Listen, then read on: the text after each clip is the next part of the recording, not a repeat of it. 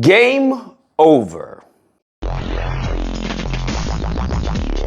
Oh my goodness. So, I'm sure all of you are well aware of the outcome of the elections. I was watching it last night along with many of you, and I don't think anyone anticipated Trump completely sweeping, getting the Oval Office, getting the Senate, and getting the House. All right, this man's got, the trifecta. So anything that he puts on piece of paper, anything they want on piece of paper, on any type of legislation, any type of bill, is getting signed. Now, there are three things I want to talk about just moving forward. First thing I want to talk about is Kamala. Second thing I want to talk about is tangibles. And the third thing I want to talk about is the black vote. Starting off with the first thing, Kamala Harris. Listen.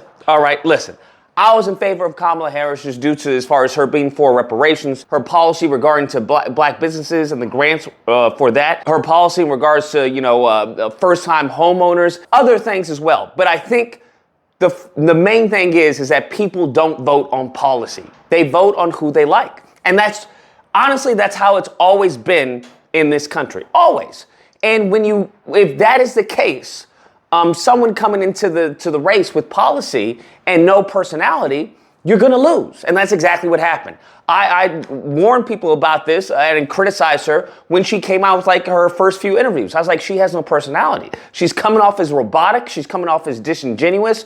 It's not going to resonate with the American people. And the media wasn't doing her any favors, bruh. They weren't pulling any punches. And in this case, Trump was just more strategic. He had the better advantage, right? Because people already knew Trump. Everything that he was doing was already baked into the cake. There were no surprises with Trump. When he's talking about they're eating the cats and the dogs, for me, it's like, what are you doing? But, when you take into account it's Trump, it's like, okay, yeah, he's going to say stuff like that. He's going to say egregious, inflammatory things. That's who he is. The problem is we've grown to know who he is. We don't know who Kamala is, and the 6 months that she was running didn't really give us the best picture, all right? When she's having interviews and, we're finding out that they're editing the interviews and, trying to piece together, a coherent sentence. When she's stumbling, when she's not answering questions directly, there's a lot of things going on. With that short period of time, she has to be open and honest. She's got to have answers, okay? She has to let people know, hey, this is what I'm going to do. This is who I am, yada, yada, yada. And that's she didn't deliver on that regard. She came with policy later toward the end, even when it came to the black man agenda, when it came to Latino. At the end, it started to come off as desperate, especially when it came to the joke about, Puerto Ricans and everything. It's just like, hey, I'm coming out with a Puerto Rican plan. And it was just like, you're trying too hard. And the problem is when someone doesn't trust you, it doesn't matter what policy you come out with. She could have said, I'm going to give black people cash direct payments on day one. And, white people, we're going to give you all the freaking raisins in your potato salad. And people would be like, yeah, but I don't trust you. When people don't trust you, it does not matter the policy. The thing about Trump is people trust Trump. They trust Trump. And after he got blown out by that first debate with Kamala, he was like, I'm not doing another debate. And it's like, yeah, that sounds like something Trump would do. And to be honest with you, it was more of a hindrance to Kamala than it was to Trump because no one knew who Kamala was. No one knew. Even during the time of Biden, no one was talking about Kamala Harris. I don't remember any interviews or any conferences that she did or anything of note, in my opinion. So it was like it was always a disadvantage to Kamala. And then she's having these bad interviews. It was just House of Cards. I don't think anyone was voting for Kamala out of just absolute passion and fervor. That wasn't the case. I think many people were voting for her, including myself, just simply due to the ludicrous things that Trump had, talked about, that Trump had proposed. So I think that's where that factor was. Moving on to tangibles. Let's go over this. First and foremost, black people don't care about tangibles. I know everybody, the FBA and all the mofos wanted to scream about tangibles. Oh, we want tangibles. We gonna demand tangibles. They don't care about tangibles. Why? How do I know this? Trump didn't offer any tangibles. Trump offered them no tangibles whatsoever. And that was one of my issues that I had with him. One of my contentions was like, you can criticize Kamala all you want. By all means, you don't like Kamala, sure. But let's see if we can get something from Trump. These Negroes didn't get anything from Trump. Trump wins, and now you got nothing to show. You got nothing to show for it. All this talk about tangibles. You're not going to get any tangibles. When it comes to reparations, you know that push for reparations that Negroes were trying to act like they were doing? Oh, we pushing for reparations. We push for reparations. You're not getting reparations. That is not going to happen. I don't think I'll talk about reparations for as long as I live, to be honest with you, because it's dead. It's not going to happen. Trump gets his next 2 Supreme Court picks. That's 5 Supreme Court judges. You're not getting reparations. On a state level, you're not getting reparations. It's not happening. So any of these goofies who are talking about reparations, and I saw something, I'm not going to lie, I almost fell over laughing. I saw one of these goofy FBAs who were talking about, well, you know what, we taught the Democrats a lesson and they're going to come back with the reparations package. And I'm just like, oh my God, you are so dumb. It's painful. Uh-oh, retard alert. Retard alert, class. I'll get into that when we go over the black vote, but I just want people to understand, stop talking about reparations. It's not going to happen. There is no viable plan for reparations. All the black channels, the pro-black channels that many people watch, okay, they have no viable plan for reparations under a Trump administration, and that was something I was trying to get black people to do, because I was like, listen, it may be crazy, but it's a sell. It's a possible sell. If we can get someone in Trump's ears, and you can go back in my older videos, and I said this, I was like, if we can get someone in Trump's ears, this is your last term in office, right? Abe Lincoln freed the slaves. You could be the president that, follows suit with Abe Lincoln and actually gives him reparations. And it's your last term. Nobody can stop you. Think about you going down in the history books, because you have to play to his ego. He's an egomaniac. It is what it is. So priming it and framing it as a way for him to go down in history more than he already is, right? Cemented in history, because he loves talking about how much he does for the black people, loves unemployment for black people. Well, now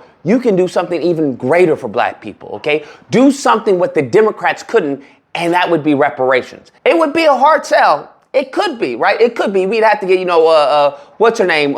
Not Jennifer Lopez. What's the other chick? I forget, Kim Kardashian. We have to get Kim Kardashian on. We need everybody on deck, okay? All hands on deck to push this forward, all right? Push it forward. But that was something that I proposed. He's out of line, but he's right.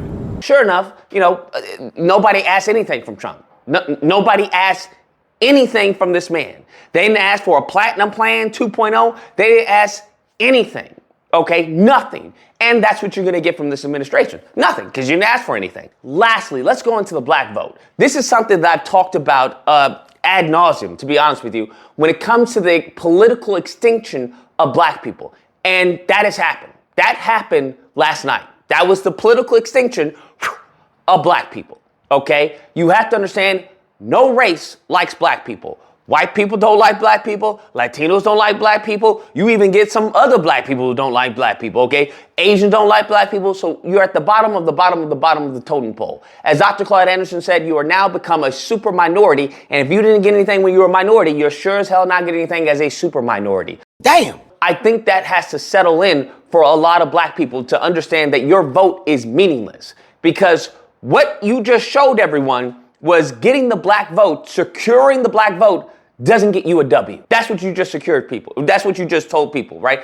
Everyone was talking about, they're going to blame black men. You're going to blame black men. Sure enough, black men came out, voted for Kamala. Black women came out, voted for Kamala. So the black vote was there. You want to know what vote wasn't there? Latino and white people. That's the vote that wasn't there. So if anyone thinks that Democrats are taking from this, let's come up with a reparations package to secure the black vote, you're cuckoo for Cocoa Puffs. Anyone with an IQ above room temperature understands that, hey, we have got to enact a program, a plan of attack to get this white vote and get that Latino vote. That's what we've got to do. I've heard certain theories where you have Latinos who are like, well, I'm different, right? You had the whole Uncle Tom syndrome, except with the Latinos who are like, hey, I made it across the border and now I'm a citizen. Y'all got to do your own thing, right? Where it's like, I'm special now. And, this adjacent to whiteness where they view themselves as white, in assimilation. And I heard it on an interview. I can't remember what the interview was, but I think she was Puerto Rican, and she was like, it's a joke when it comes to the Puerto Rican, you have to come over here and assimilate. I assimilated, they have to too. So if they can't, they gotta go. So that mindset is ubiquitous, all right? That Uncle Tom, that tap dancing, that Sambo mindset is apparently ubiquitous where it comes to this proximity to whiteness, which they want to, aspire to. So the focus is going to be on Latino and white. How do we get those votes back? How do we get states in which Biden won and Kamala completely bombed? You can say it's because she's a woman. You can say it's because she's black. But at the end of the day, they weren't there. This Trump won at less votes than I believe he lost than the previous election. So there were millions of people that just didn't show up. Not that they voted for Trump. All right, he didn't increase his numbers. They just didn't show up. Best believe the DNC is going, okay, we got to get these white men and these white women to show up. I know they were talking about, white men for Harris, white men for Harris. Yeah, that didn't show up at the election. Okay, that didn't show up at the election, bruh. All these white women for Harris and everything, that didn't show up at the election. So they're definitely going to the drawing board and trying to figure that out. The black vote is dead. That's meaningless now. Nobody is pandering. Nobody's trying to do any outreach for the black vote because you just showed people, hey, not only did we come out with a black man agenda, not only were we talking about, hey, I'm for reparations, even when you did come out, we didn't get the W. It was not enough to secure the W, and that's because the demographics have changed. They just have changed. The black vote doesn't give the same amount of mileage that it did back in 2002 or 2016. It doesn't get that far because our vote has been diluted thanks to us being outbred by the Latino, thanks to immigration, whether legal or illegal. It just is what it is. Those are the facts of the matter. And Republicans aren't going to do any outreach to black people. So really, black people, the vote is you're a monkey in the middle. I mean, for lack of better words, that's where the vote is. You're a monkey in the middle. Like, you vote for us, great. But if you don't, that's cool too. We don't care. We got bigger fish to fry. When it comes to assimilation, I think that is going to be absolutely crucial moving forward in these next few years. This is something I've talked about. That's one of the reasons I was like, hey, if we can get this W for Kamala, right? If we can organize and mobilize to get this done, then that'll set up, as far as the systems in play, that will hopefully, procure our, empowerment later down the road. It didn't go as I hoped. So, right now, the only option we have is assimilation or annihilation. It's really that. It's assimilation or annihilation. So you have to understand there's going to be ramifications. Okay, there are. And only the elite of the black community are going to be, insulated from this. If you're doing really well income-wise, you're going to be okay. You're not going to be impacted, from the policies of this administration and from what they're attempting to do, or at least what they said they want to do, as much as, middle and lower class black people. And honestly, it's at this point in time where it's no longer the collective. It's no longer, hey, let me help my brother out there. That's not, that time is past, okay? You've already shown everyone that black people can't organize, they can't mobilize, they can't do anything. You've shown, as far as our asses to everyone else, that essentially we're incompetent. That now mofos want to talk about the 60th year. Oh, Democrats ain't done nothing for us for over 60 years. Bro, I would be ashamed to even admit that, all right? And even still, we couldn't even get the California Legislative Black Caucus, right? Even after they screwed us over with reparations, there was still no ramifications. It just is what it is. So I want black people to understand when it comes to police brutality and all of those things. That's just going to be amplified to a higher degree.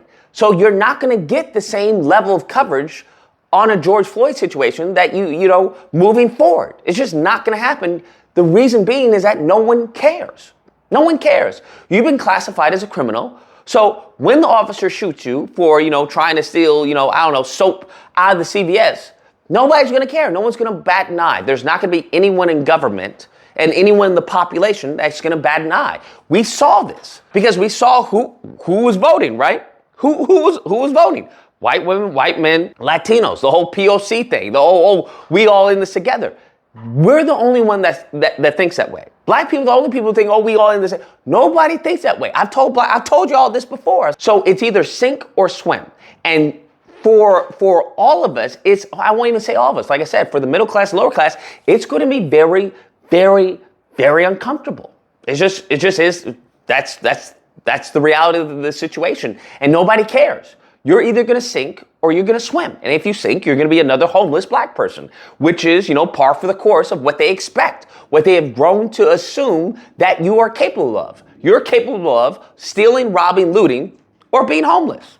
And then stealing, robbing, looting. That's it. So they anticipate you to be homeless. And that's why they say it's a shock when, oh, you're really articulate. Oh, wow, you really know your stuff. That's a shock for them. So I think the country kind of showed us what, many people have been saying for generations. Anyways, guys, that's the video. If you disagree, I don't know what to tell you. These are the facts. So my facts don't care about your feelings. It's as simple as that. They don't care about your feelings. So, cope and seethe. It is what it is. If you happen to disagree, on the other hand, you know where to find me Friday through Sunday. You can call in, we duke it out. Hope you guys enjoyed the video. If you did, please feel free to like, share, comment, and subscribe, and all that fun stuff. Till next time, guys, be amazing. You're not getting reparations.